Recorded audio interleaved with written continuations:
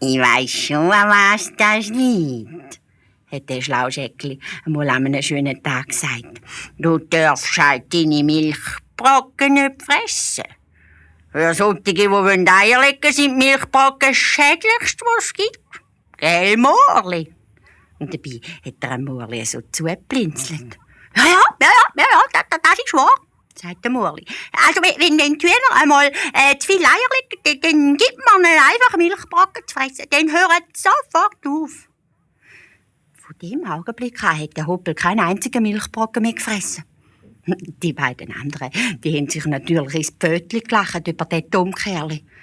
Und haben dem Hoppel seinen Teller jeden Tag auch noch leer geschleckt. Ja, am Hoppel aber ist dabei gestanden und das Wasser ist ihm im Mühle zusammengelaufen. Ja, er hat nämlich Milchbrocken schön gern gehabt. So ist der Tag vor der Ostern gekommen. Die Küngel haben den ganzen Tag voraus und fressen, so viel sie mögen. Der Bauer hat es nämlich am Abend metzgen. Der Morli und der Scheck, die sind beide so dick und feiss, dass sie fast verplatzt sind. Oh, es gibt einen saftigen Osterbraten, hat der Bauer zufrieden gebrummelt. Jetzt muss ich noch den Hoppel suchen. Wo ist denn der wieder? Nach einer Weile hat er ihn gefunden, zwischen den Hühnern.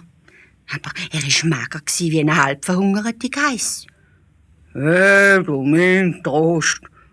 Was ist denn mit dem los? Der ist ja nur noch Haut und Knochen. Den kann ich nicht metzgen.